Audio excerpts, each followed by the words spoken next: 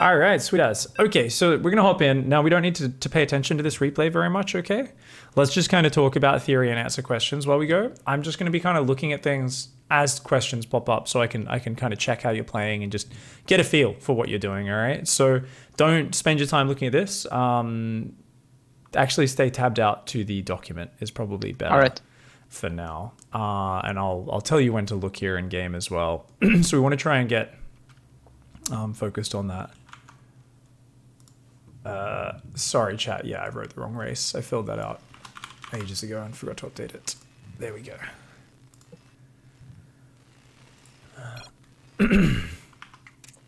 Okay. Cool. All right. So, in terms of mechanics, let's start by talking through those. So I was reading your mechanics before, and you mentioned, okay, you are using your camera hotkeys, but you'd be happy to, find any other uses for them. So personally for Terran, I would, I'm a big fan of always having one on my, on my production early on, because that's kind of where your rally point stands. So it's kind of like where your production is going to be, your barracks, factory, starport, almost always very close together. They're all kind of swapping around. So it's nice to have a camera location there so you can just easily jump back to your production and swap those buildings around. And later on, once your production's all up and going, not as important to have that. And that's where it usually becomes your rally point, right? Which is very important as a Terran player. Often it's like a lower depot in your wall off or something like that, where all your units are gathering up, where you can easily jump there and bring them to the fight. So I always find the rally point camera location, it's not the most important in the world, but it's definitely something which can help quite a little bit. So in terms of that, I think that could be a nice little thing. Awesome. SCV ready. And we can add a little dot point there for you as well. Okay, so beyond that one, you said you were already using control group stealing. So are you actually using the Alt key, or have you done something different with it? No, I used the Alt key. Okay. Do you find it awkward? Do you use it very much? I think it might be a bit slow, but Command center upgrade complete. it's like I use my thumb for the Alt and then I press the whatever hotkey I need. It can feel a little bit awkward, can't it? SCV ready. So there is something we can do with the control group stealing mechanic where we can just use our regular keys as that. So SCV ready. control group stealing is obviously what we call that Alt key. Well, we could actually override our regular keys. SCV ready. Black. Get rid of that background. Oops. There we go. Add-on complete. So there's a video I linked there where you can check it out after this and you can decide if you want to use it or not. But essentially, like the way I use it is my control and shift keys, every time I use those, it's doing the same thing that Alt normally does. So I don't have to use Alt at all. I basically just use the control and shift. And anytime I put units on a control group, anytime I add buildings to a control group, I'm already stealing them off the group they were already on. Does that make sense? Yes. Cool. But that means I can't have, for example, a main army and then have my, I guess, spellcasters on another one. Yeah, you can't have overlapping keys if you do it the way I've done it. You can, however, do it where shift steals, but control doesn't. So you can make it whenever you create a brand new squad, and you want it to, be like, oh, I want them to stay on their existing key. You can make it so control steal. So shift steals, but control doesn't. So you could kind of have your marine tank, and then you could control click your tanks and go, oh yeah, we're gonna go control 2. But they'll also still be on army number 1 as well. So that's another option there as well. And I'll write that down just so you can investigate that. I think it's definitely very nice because control group stealing is just such a useful mechanic. Your ability to just select a liberator and go, steal that into the void, especially using things like a dumping hotkey, where you could set up like, caps lock on your keyboard. You press that and it just dumps that key off its control groups. Doesn't even put it on a new control group or not one that you're ever planning to click on. And that way you can just very easily kind of deal with things. It can make a really big difference. So it's out of my army hotkey, right? yeah. So dumping key can be really nice. So for instance, SCV ready. caps lock, pressed, creates does a steal onto, so a control group you never use is 0, right? No, I don't use 0. Yeah. So like the way you set that sort of thing up is basically you go, oh, SCV ready. I'm never going to select control group 0. Let's actually make it so rather than, normally you would go control 0 or alt 0 Add-on complete. to create. Instead, we'll make it literally just pressing caps lock does the same thing. So it essentially, like, say you click a liberator, you go caps lock, and it actually puts that liberator on control group 0 just to take it off your army. So you can queue it across the map to go siege up. And you're never actually intending to select it on 0. And this is something you can then do with multiple units, right? So you can just split off a drop, bam, caps lock, do that. So you can kind of use this caps lock as that idea of a dumping key, where it just takes it into the void, gets rid of it off your army, and is a very, very nice mechanic. Especially if you decide to not go ahead with the default one, like I use, that could be really useful. What do you reckon appeals to you there? Because I do think alt is a little bit awkward and hard to get used to. So I think if we can do one of these to make it like something we use a little bit more, it could be really nice. I think I'll do the dumping hotkey. That seems like a great idea. And also the fact that the control and shift hotkey both steal automatically, because I don't think I use overlapping hotkeys. Research. Okay, cool. All right, well, you can watch the video after this session, and you can kind of go through and add that in yourself and figure it out. And if there's problems, we can bring it up in another future session. But I'll let you do it on your own, just so we don't, spend so much time, because it can be a little bit finicky. But awesome. I think that'll be a really good little recommendation. Just make sure you're clean on that. I read through all of your control group settings, or your hotkeys, sorry. Yeah, your control groups. I really liked that. It was Bio-Medivacs 1, support units like tanks on 2, or Reaper/small harassment army in the early game before you have that. So I love that. There's a changing role there, right? That's awesome. Yep, spellcasters, Vikings on 3. Yep, Vikings or Ghosts on 3. Liberators or Ravens on 4. So as you get to the later stages, yep, you do end up with more control groups. Do you have a key? So let's say it's the kind of early mid-game. You're not up to the point where you have, you've just got Biotank or Biomine. You don't have Ghosts and Vikings and stuff. Base is under attack. If you send a drop across the map, do you put that on number 3 or 4? I sometimes do, but not consistently. Okay, so I kind of like the idea of having a set drop key that we always use. In terms of hotkey layout, you're using just the standard layout, is it? Yes, but I switched the lift-off key from L to F. Good move, very good move. It's a terrible key otherwise. Yeah, okay, so drop key. I think you could very easily create some custom keys then. Trying to think off the top of my head. I don't know if Terran uses W for anything. Then again, you're on a German keyboard, right? German keyboard W should still be there, right? Yes, it's like right next to the tab key. On the right, there's Q and then W.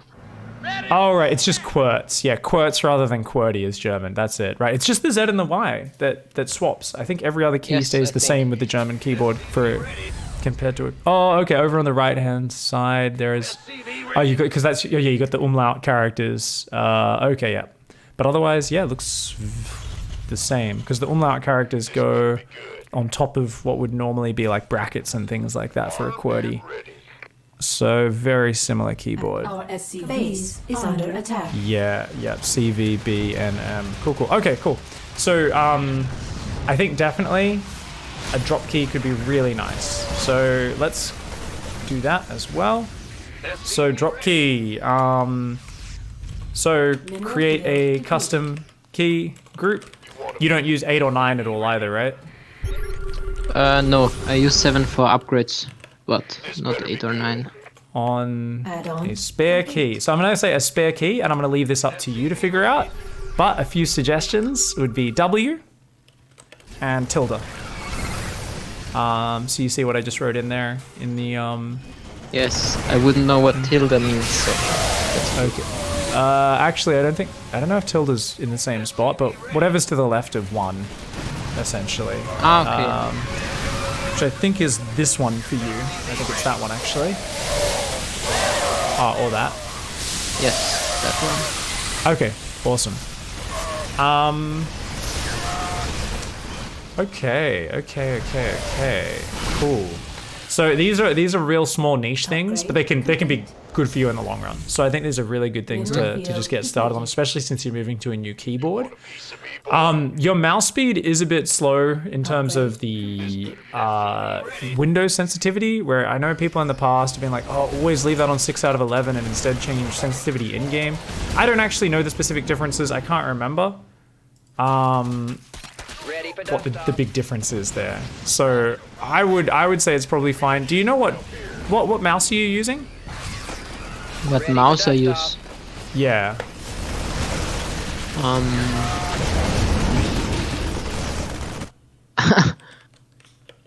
No brand on it? It says We could use some help here. Is it maybe it's just like a cheap Microsoft or like a really old Logitech or something like that? Like, it's just like it's not like a real gaming mouse, I imagine. yeah, or? it's a gaming mouse, but I don't know. I think it says Celotes. Can you type that in Discord to me so I can Google it? Just want to take a glance. Celotes. Ready for done. SCV ready. Oh, okay, you've got bits like around the side and stuff, like a little bit of like almost like a palm rest, yeah? Yes. Okay, this is a Lenovo mouse. Alright, I have no experience with this. Looks funny. I have no idea if it works or not, particularly well. I can't imagine it's too bad being a gaming mouse as long as it fits your hand correctly. Different people have different types of mice that are good for them based on their hand size and how they hold their mouse and all that sort of Base stuff. is under attack. Okay. Yours doesn't have like a whole lot of MMO buttons on the side, right? It has 3 on the left, and I think like Okay. buttons. Yeah, just the standard 3 buttons. Okay, I think I know what mouse you're using. Either way, that should be fine. Do you know what DPI you're using with it?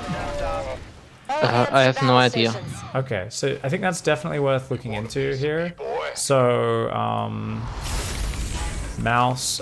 You can probably download some drivers for it. Download drivers for your mouse to check the DPI settings. And also look up the default profiles. So a lot of people play with really crazy high sensitivity because it feels easier at first to like drag big boxes and stuff, but it's less accurate and it's less consistent, and it can lead to hand injuries in the long run if you're really trying to control these very, very small movements, because you end up having to tense your hand up way too much and you get very stiff while you play, and it can be really bad for hand injuries. So a lot of players, have bad mouse habits. So just keep your eyes on that. Definitely check out your DPI settings, and I'd like you to report that one back to me next time we do a session if possible. I'm imagining it's quite high because you have only 4 out of 11 rather than 6 out of 11 in Windows speed. So I wouldn't be surprised if you're sitting up on a 2000, 3000 DPI setting, but we'll have to find out. Either way, for now, I'm not going to get you to change it. I just think if you want to bother doing some research, you can, but just let me know the DPI in the next session and we can talk about it then. Yeah. Obviously, we're trying to just make sure all the fundamentals are answered here, right? We're well set up. So Yes. the first session's Mineral field always a little bit cumbersome because there's like so many little questions that I need to ask, and we both need to kind of investigate and look at how you're doing things. But in the future sessions, we will get to do a lot more strategy and build order stuff, of course. So SCV ready. Well, I don't want to get started with, I guess, a handicap from the beginning, right? learn the right way from the start. Always a good approach. Yes. It's yeah, it's always more painful to unlearn what you've already learned, so it's definitely the right approach. Yeah, okay, so overall, I think your mechanics are fine. And if we were doing like a one-off session, I honestly wouldn't have even mentioned mechanics with you, except for the monitor and keyboard thing, which is very big. So I'm really excited to hear the results you get after playing for a week or two on a proper sized monitor with a keyboard where the keys aren't all crappy and right next to each other. Laptop keyboards, very difficult to use. So I think it's going to be great. For now, let's start actually going through the matchups and talk about that. Before we do that, let's, I guess, very quickly look at your questions. So obviously we wanted to kind of look at improving your mechanics. I think we've kind of done that. That's good. You want to get good. You want to have a unit composition that you go for against each race. So we want to try and make sure we go quickly over each matchup and make sure you're confident in having a base unit composition. And I guess how to win with that. I don't know how much of that we'll get to cover, but we'll do our best. And you said you also wanted to know how you should practice and for how long. For instance, Marine Micro or Macro, playing against Easy Eye, maxing out, or should you already be playing against a player? So this is a really good question, and let's answer this one straight away with no delay. So in terms of practice, practicing versus no opponent is not very useful past a few games, okay? You get some return from it, but not that much. Because StarCraft, there's so many situations you can encounter. A lot of your ability to play is your ability to deal with weird shit happening and things that you haven't played against, and also to get experience against them. So at least you've played against something similar to what's going on in the game, right? So that you're actually playing. So you don't panic and freak out and lose your mind and just get hot-headed and make bad mistakes, right? So it's very important to, I think, when you first are learning a new build, you don't even know what happens in what order, right? Like, you know when you try a new style and you're like, oh, wait, when does my factory go down?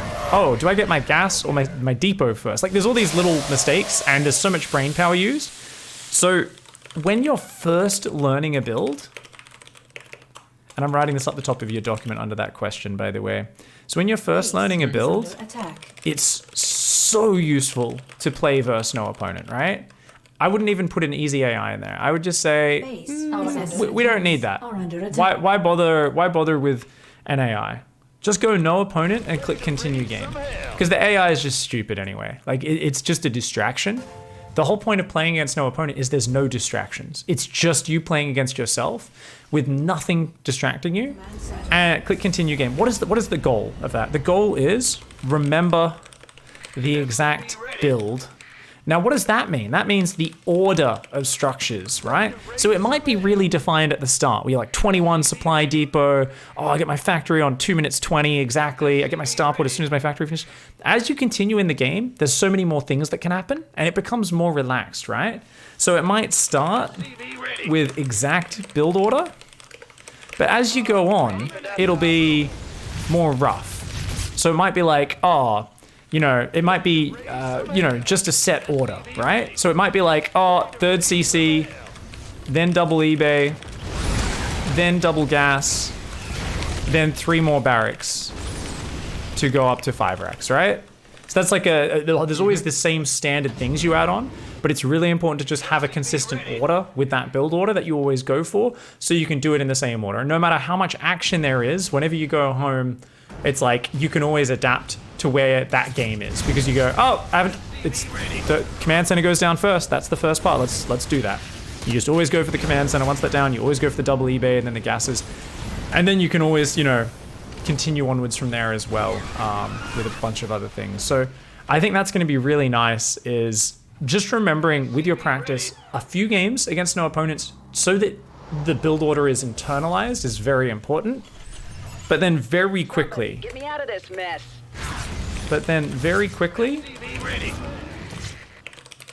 Take it onto ladder and start playing it versus opponents.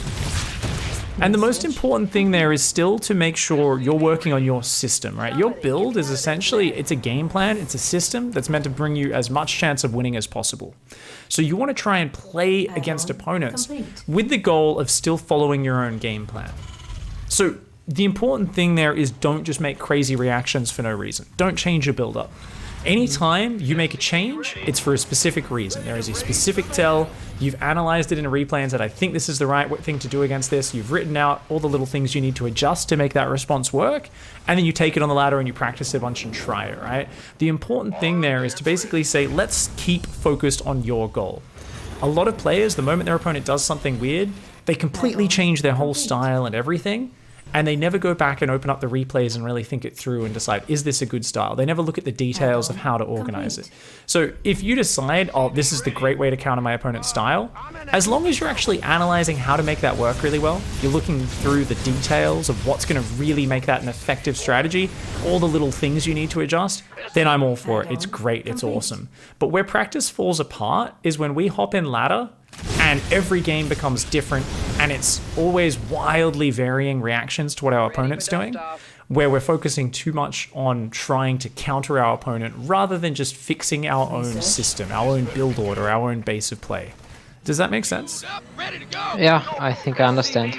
Awesome. So I think most of your practice should still be on ladder, but keep reviewing your games and checking that you stuck to the order, right? The order and the build. Be strict, and if you catch yourself making what I call half-baked reactions, right? Which is basically something where you go, oh, this seems like a good idea, and you do it, and then after the game you're like, that was really dumb. And usually if you've thought of it on the spot, it is pretty dumb as a general rule. And the thing is, not always. I don't want you to like completely doubt your own intuition. Sometimes some players have really good intuition. They come up with good plans on the fly, but usually you're still going to screw it up the first time. So if you catch yourself making a half-baked reaction, either stop it or refine it, you know? Write out exactly how to make that branch of your build work. Get effed, Windows. Yes, I'm never gonna let you install these updates. Piss off. Oh my god, Windows, I hate you so much. You're such a piece of shit. So it's like, I can't install updates. I'm like, yes, I told you can't install updates, so you can't ruin my computer. Microsoft is just there like, I want to ruin your computer, pig. I'm like, Microsoft, leave me alone. Yeah, Windows updates, absolute nightmare. All right, cool. So in terms of practice, try to make sure you're actually just kind of very methodical in what you're working on. There's always a reason behind it. And how often would you say you watch replays? I definitely not every match, but at the moment, well, I do like I guess probes of plays. When I watch a replay, I mostly just look at the SCVs, at least lately, because that's a good habit. working on that. But do you click rewind at the end of your games very often? No. So I'm gonna actually write a big homework list at the very top of today's notes of like the most important things. Our SC Homework base from is today. under attack. So the main thing is gonna be new peripherals. So that's the new monitor and keyboard, right? Just because you said you were gonna do that. Important to get that so you can start practicing on it, because it's gonna feel different. So it's, the earlier we can do that, the better. Mineral field. But this one is quite big as well. So okay, a few mechanical changes is nice. Work on those. I just had a mental blank. What were we just talking about? Rewind. That's it. Every single game, I want you to rewind. Rewind after GGing. So don't click surrender. All right. That's actually so huge. So what can you look at? A really cool thing, and the first thing you should look at is choose a point in the game and guess how many workers your opponent had, and compare that estimate from your game knowledge to what they actually had. So like, I could, if we hop in game, let's take a look at this replay now. So this is a really good habit. So I might be like, after we lose this game, right? We'd be like, oh, I remember at I'm just gonna find a big fight. So, see it in a minute, I think.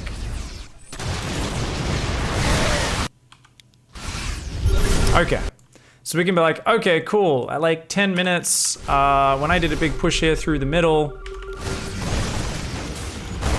I think my opponent had, you know, you might be like, oh, when I got crushed in the middle, it felt like my opponent had so much army, they did this off just 66 workers and were non-stop building units, right? And you can kind of quickly then go back, look at the game, and just by going to that point and taking a snapshot, you immediately get so much feedback on how well you were reading the game while you were playing it, right? And sometimes you have like the perfect read. Like you're like, oh, no, he had exactly 77 workers, 4 bases. I gave him too much room early. He was way ahead. I was already way behind at this point. You know, it was a tough position. And then other games, you're completely off. You're like, oh, I thought he only had 50 workers and that's how he had so many units. And that means like if in this position, right, in game with your limited information, you thought he only had about 50 workers, and then you go back and check it, you'd be like, oh God, I totally misread that game. And that's such valuable feedback, because whenever we're not picking up on that, it's very easy to misread what's actually gone wrong in the game. You know, often you can look at a game like this, you'd be like, well, how do I beat Banelings? Like, is this the right unit composition? Do I need to change my units? How do I do it? But instead you look at this and you can kind of say in this game that things have already, I think, gone quite rough for us at this stage. I would say we're pretty far behind in this game with how much creep there is out, how much economy this Zerg player has, and he's got a lot of bank as well. Like, this looks pretty rough for you, right? And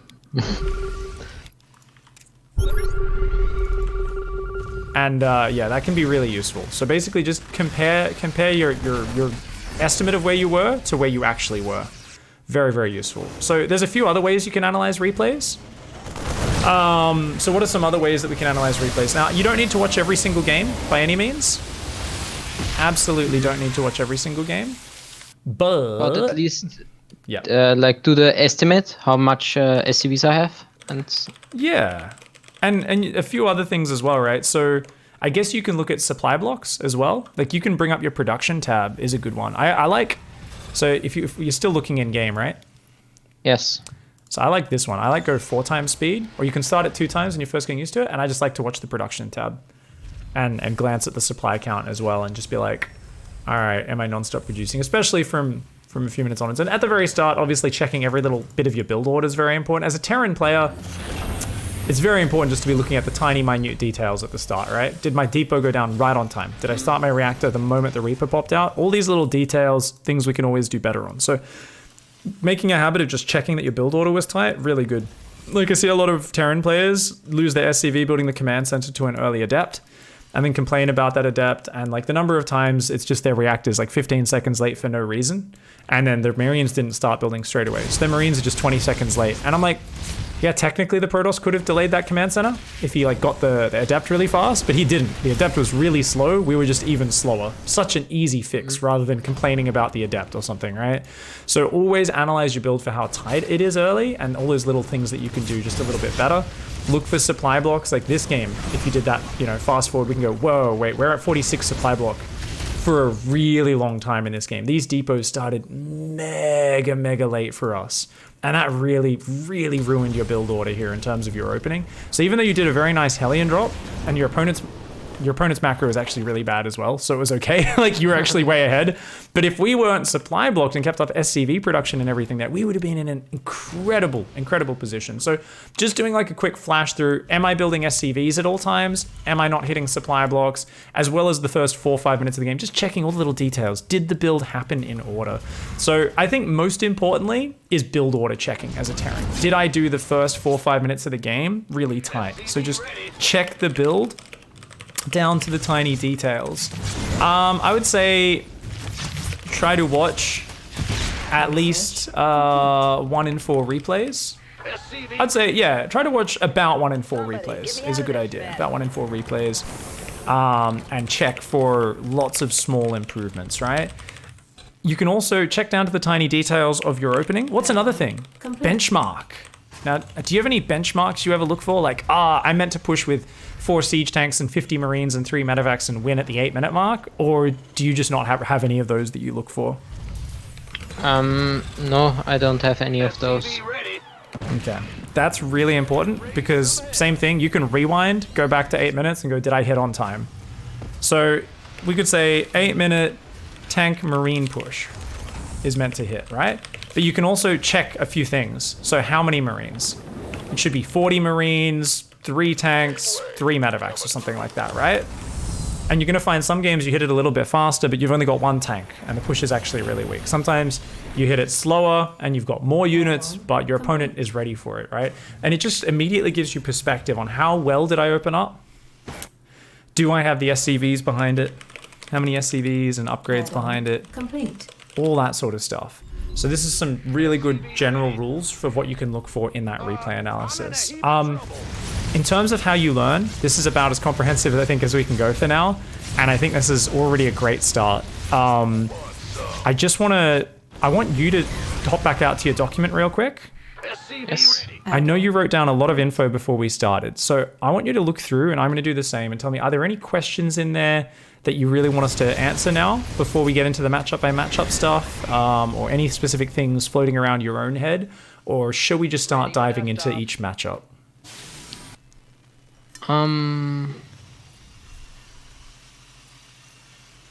Research. Gangway coming through. Fueled up, ready to go. Well, against against Zerg, you saw it. I'm doing a tank push, but I've had an opponent who told me it was not a good idea because he was just massing links and banelings, and he told me that Command center upgrade crushes complete. the tank push or something, right? SCV So ready. I was thinking if I should be Mineral field depleted. changing my tanks to widow mines, or if I just macro better and play better. I think technically the correct answer is the Widow Mines, but the right answer for us is the tanks, right? And this is always the tough thing because it's tempting to change to the thing that's a bit better. But I think if we use our tanks correctly, they are an incredible unit versus Zergling Baneling. If you want some inspiration, watch the VOD of Time versus Cyril from the Cyber Forest game. There was multiple games where Time was behind and just like, but especially the Cyber Forest game, oh god, some just disgusting marine tank positioning and micro. We're not going to ever micro that much. We're going to be much more focused on pre-spreading, but setting up those pushes will be very, very effective. One of the big things here in this game is your opponent did get way ahead of you. So let's go back and let's just go through matchup by matchup. You know, that's a TvZ question. That's awesome. Great way to segue straight into this. So let's start talking about TvZ here. So there's a few things. In terms of your overall game plan, it looks like we're opening up with a Hellion opening. Let's go back right to the start, and I'm gonna, remember I was talking about replay analysis, I'm gonna check your build order down to the tiny details right now. So we're building in SCVs. I'm gonna double check that first SCV. First SCV starts immediately. Does the second SCV start immediately? Yes. SCV ready. We can get that depot started exactly on 100 minerals. Yes. Cool. I literally, especially when I'm first coaching someone, I will check their build orders down to the tiniest details. Gas perfectly on 30 seconds. Gas first build, very nice. Queuing up extra SCVs. Barracks will go down right on 45 seconds. That's a gas first barracks timing, very good. Guys go on gas almost immediately. Unfortunately, we did pull one SCV off the closer mineral patches. So especially with some of the current map pool, this map's not as bad, but notice how you've actually got your mineral workers are not being stacked up at all. So small thing that could give you, SCV ready. across all matchups, doubling up workers could be great. Do you ever do that? No, I Okay. don't even know what that is. All right, so look at your mineral line.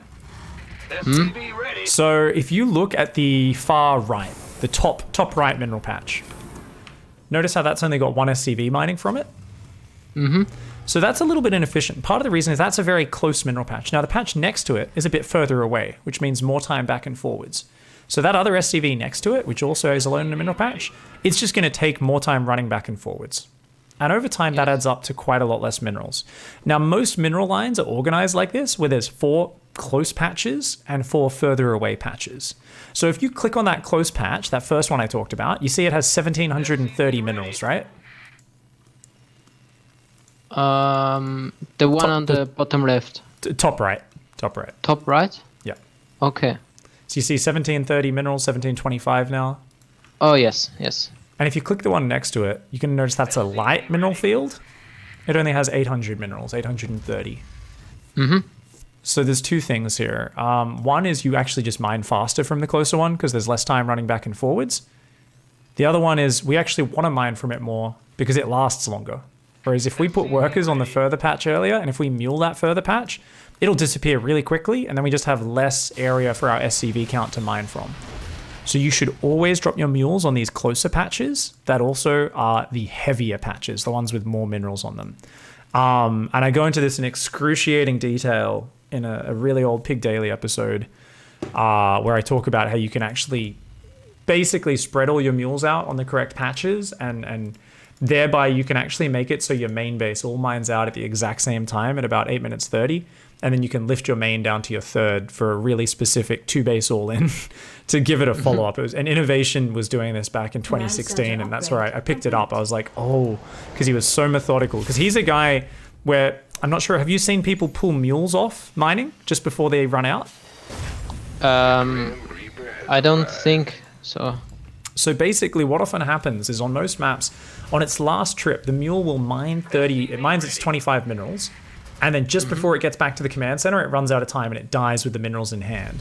So the Terran player essentially loses 25 minerals from the base. This is such a tiny minor thing that doesn't really matter much until much later in the game, right? Innovation every single game, and Mario and a few others will always pull that mule off just before it mines that so that they don't lose the 25 minerals from the base. That's the level of detail they're playing at. Now, we don't need to do that. That's such a bonus thing. That's way down the track.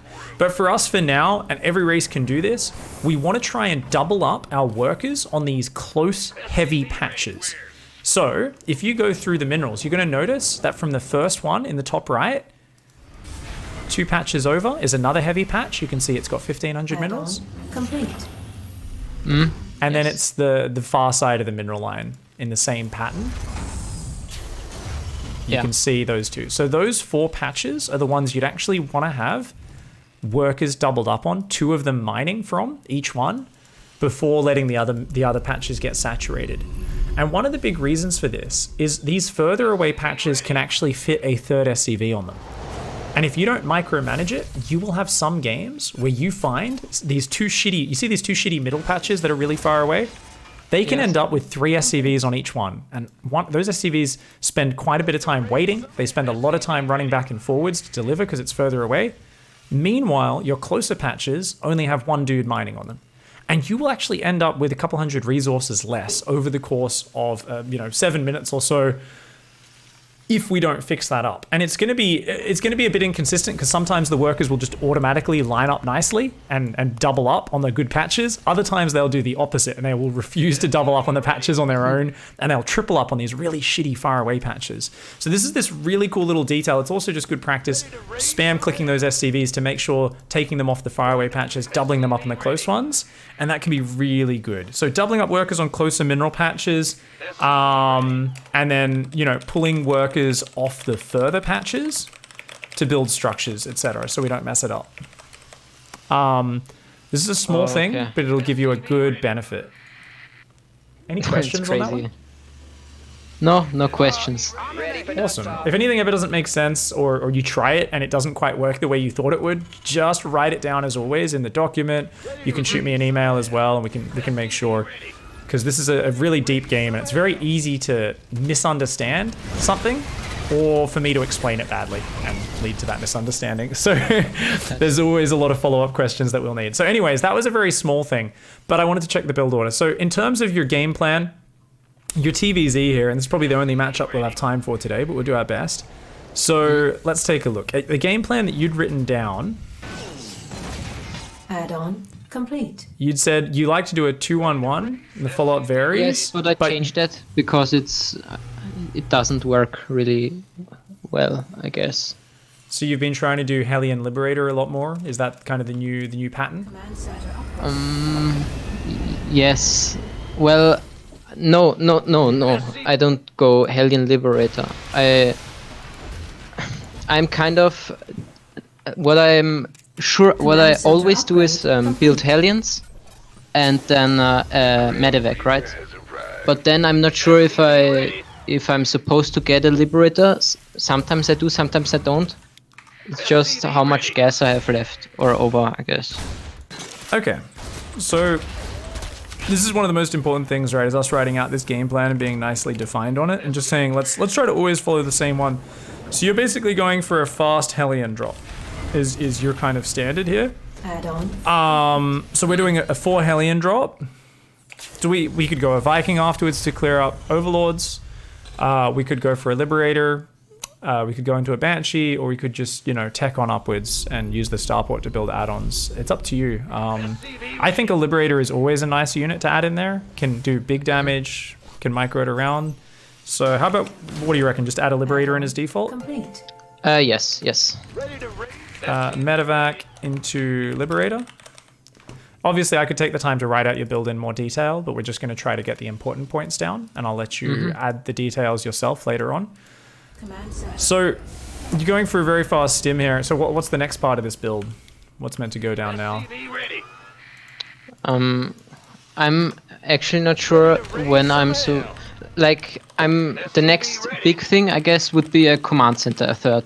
But I think if I add it right away, when I have the money, I just die because I don't have any units other than Hellions. SCV So ready. I think it's a good idea to get a barracks with a reactor. Ready for dust off. I did that right there, and then add the CC. Ready to raise some hell. Okay. SCV So ready. the barracks can help. However, it does take a long time to kick in. And the more important thing to keep you alive generally is just getting out a tank on the high ground. And even just building Marines one at a time out of your barracks actually does more to do this. So against a lot of the fast timings, if roaches were to come across right now, you haven't been building Marines at all, that barracks actually wouldn't help you versus a lot of these attacks. So I like that you've kind of died to some timing attacks, some big Ravager Ling rushes or Ling Bane busts or whatever, and you've gone, okay, I need more units, but I definitely think there's a better way we can kind of handle that. So instead, you definitely do want to get a third CC. Nice and quick. I think we can delay stim because there's literally no use for your stim, right? Your stim's gonna finish and you're nowhere near having actual bio units to use it. SCV ready. So that stim Alright. doesn't really help us very much. Now you also notice here, what you're doing is you're doing a lot of adding one barracks at a time. Somebody, get me out of this And that's a mess. really bad habit because notice how each time one finishes, if we look at your base, ignore the drops that are happening. It finishes, you've then got to build an add-on I'm in a heat. as soon after it finishes as possible to be effective, and you then need to do something with that on, either start an upgrade or start queuing up units. And because you're building all these barracks on separate timings, you're basically forcing so much of your attention to your macro here, Complete. where it's so easy for you to make big mistakes. And now you've, yeah, like just there, you also just went for an eBay, and then you clicked another SCV and went for another engineering bay. So what we want to do a bit more is batch up your Add-on. Complete. abilities. So watch what you do here in the main. Oh, you did actually, okay, you did box them. You were just a little bit, okay, you were low on money. That's fine. That was good. You did box the SCVs. Never mind. You do want to batch up your barracks though. Very important to batch up your barracks. So batch up your production. So second and third racks, fourth plus fifth racks, double eBay, etc. all go down at times. So the same reason you like that double eBay, so you can go back, start 1-1. Even more important with barracks. So you can go back, start your reactors, bam, bam, bam. 3 reactors go down all at once, or 2 reactors go down all at once, right? Complete. In TVP, a lot of the time you see players go second and third barracks, both build tech labs, and then they start stim and shields at the same time. Complete. Because it just means you don't have to spend as much time looking back. Whereas notice how your buildings are finishing at all sorts of odd different times. And because of that, it's incredibly hard for you to both micro on the front and keep your macro up at home at the same time. So by batching it up, it's just going to mean less looking at home, easier for you to handle. So batch up your production in waves to make it easier. Okay, so we need to have a more well-defined build order, okay? One thing we can add here is Research. build up to 3 Marines out of your barracks non-stop after it swaps off the reactor, right? So notice how early on with this build, we've got nothing to stop an Overlord scout. We don't want to let Overlords just roam around our base. And because you're skipping the Viking, we could just be building Marines this whole time. We don't need stim, just build a few Marines here. If you want to make the tech lab, that's fine. We go for the medevac. Command center up. 38 supply or 37 supply, we always want to start that depot wall off. So it should always be, Ready to raise. as your medevac starts, SCV ready. SCV ready. right after medevac starts, we build that 38 depot. So it's almost like those two activities are linked up in your head. Start medevac, build Okay, depot. yes. And do lots of things like that, especially with that. From then onwards, by the way, that SCV will be a depot builder for the rest of its life. So its job will be to never go back to normal duty. All it's doing is building depots, and that builds a mechanical habit, part of your macro cycle, to make sure you don't get supply blocked from then onwards. This SCV never goes back to mining. So you see that habit there, where you just built 2 depots and you've rallied them to the front? I think you're doing that here, right? It looks like these 2 are going to be depot builders for the rest of this game. Let's watch these 2 SCVs. SCV ready. Ready to raise some hell. Add-on complete. Add-on. Obviously, there's a bit of a lull because you were building them 2 at a time and your 3rd command center finished. But in the near future, we'll need to start building depots Command again. center upgrade complete. And you see we've forgotten it. So very common to forget it at that point because your 3rd command center breaks the rhythm of building depots continuously. Same thing with your natural command center early. It's why a lot of people get supply blocked on 46 because they haven't had to build a depot for a while and then suddenly, oh shit. So just then, we built 3 depots in the main and we've queued them back. But if we get distracted by a lot of action in the game, good chance, once again, it's not a constant habit, that we're going to hit that supply block on 117. Base is under SCV attack. ready. And yeah, we're going to hit it. We're going to hit it for sure. So yeah, once again, another supply block. And let's wait until we realize we go for a double supply drop, but we're still not building depots. So you can see there's no habit there. So yeah, having the depot builder is amazing. Just having that one SCV, if you'd started your first depot on time and then kept it building depots, that would have been great. Now at a certain point, you do want to get a second SCV building depots as well to make sure you don't get supply blocked. Do you know how much production you'd be at about when you start going for 2 depots at a time? No, I don't know. Basically from 2 base production on them. So once you've got all your add-ons on 5 barracks, a factory, a starport going, that's when you more or less need to be building depots 2 at a time for the rest of the game. It's also something where as your economy builds up, Our SCV. it's okay to have an increasing supply gap. So you might be happy to be at 38 out of 46 supply, pretty close to it. But once you get to 120 supply, I'm okay with you being at 120 out of 150 or 145 or something like that. So don't be afraid to let that gap get bigger and bigger as the game goes on. Just don't get supply blocked, right? Yes, because that's much more expensive, because that grinds everything to a standstill. Building a few depots ahead of time, a couple hundred minerals of opportunity cost, you're like, could have built that slightly later and been a little smidgen, a little tiny bit more effective. Or you can just, get supply blocked as a downside if you're slightly too slow on that. So the problem we've had in this game is we did some light pressure, and then we gave the Zerg like 10 minutes to just do whatever the hell he wanted. And even though he's not spending his money all that well, and he's forgotten he's got a macro hatch. He's got so much creep, a big army, and then we do a very disjointed, awkward push here, where half of our army's out there, half of our army's back, and we're pushing right through the center rather than towards an actual 4th base.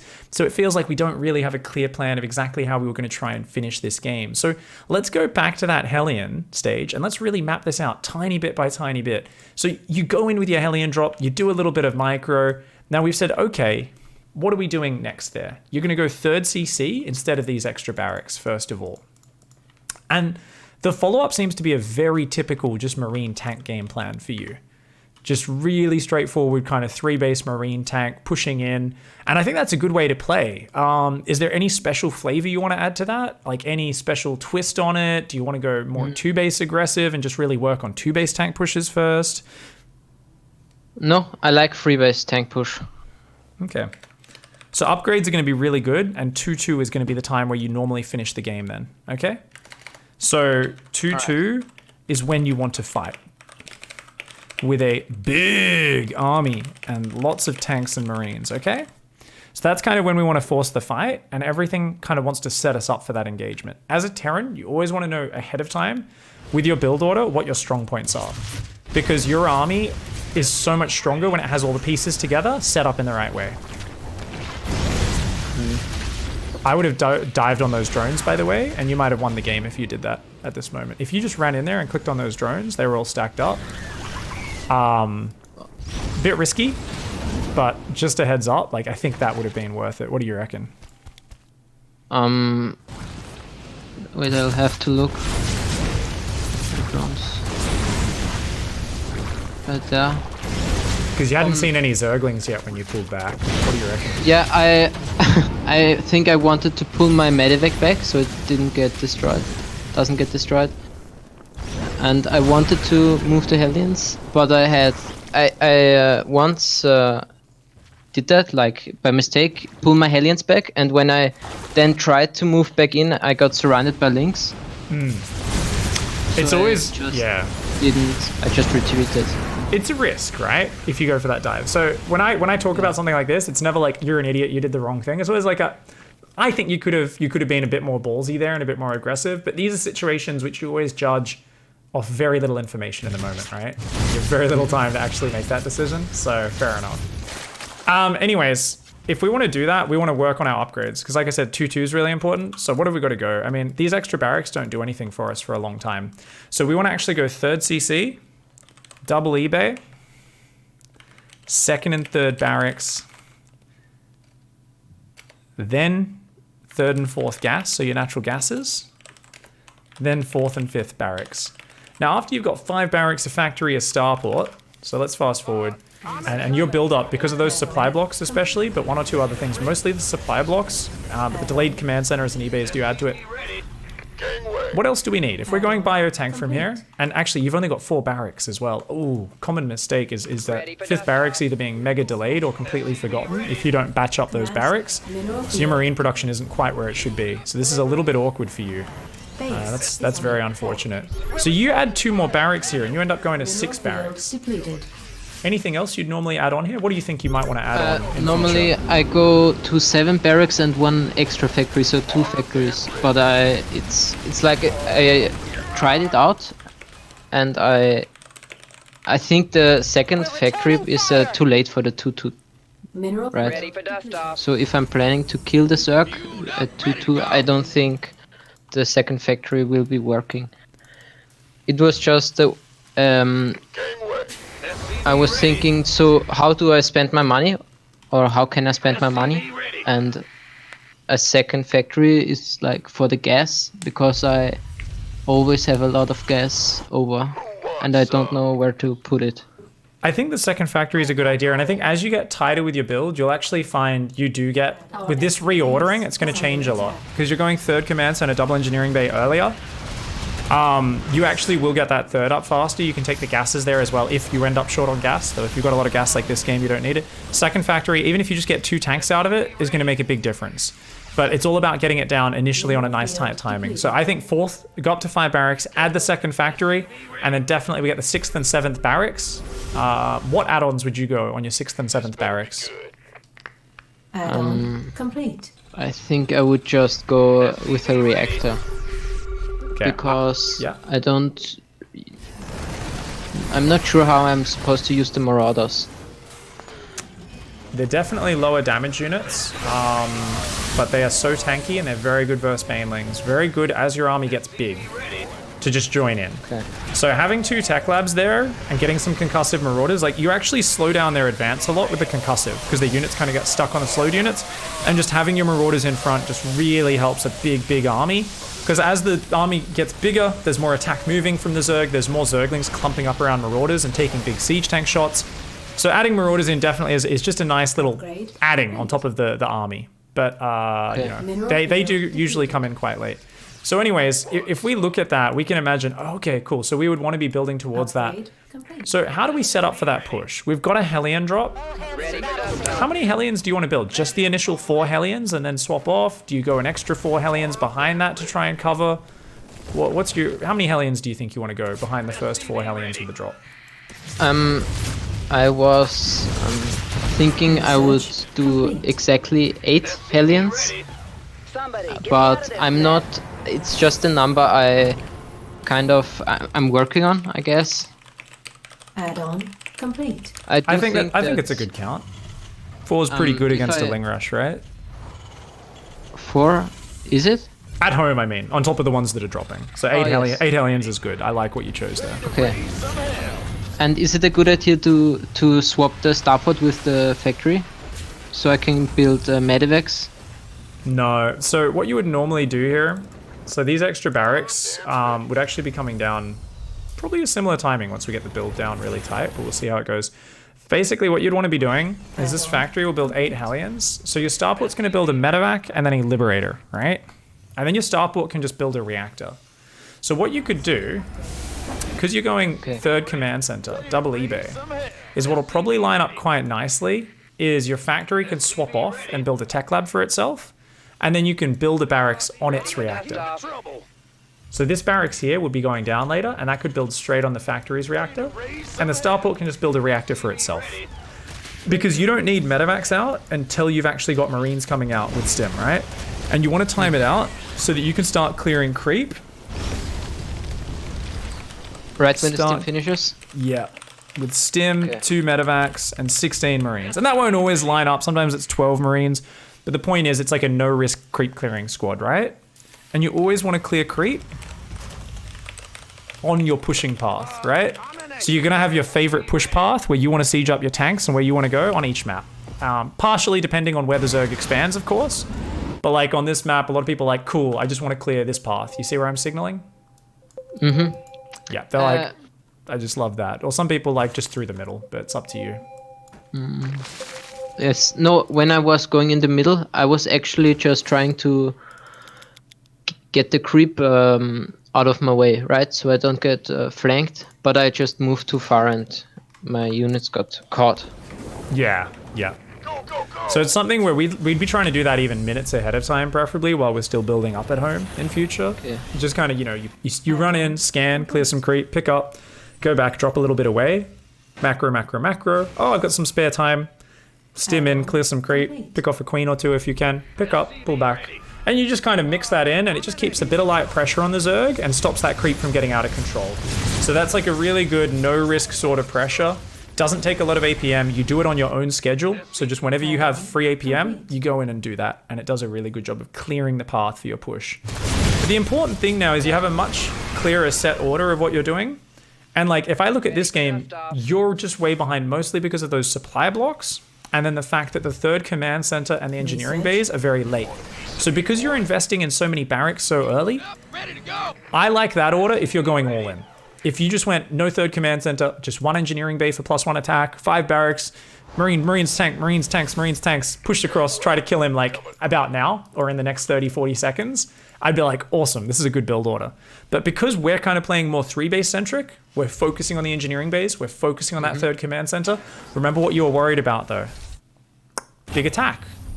Well, you're gonna have marines, so you can have 4 marines to put in a bunker, because you're building marines out of that barracks, right? And that's also going to deny Overlord scouts.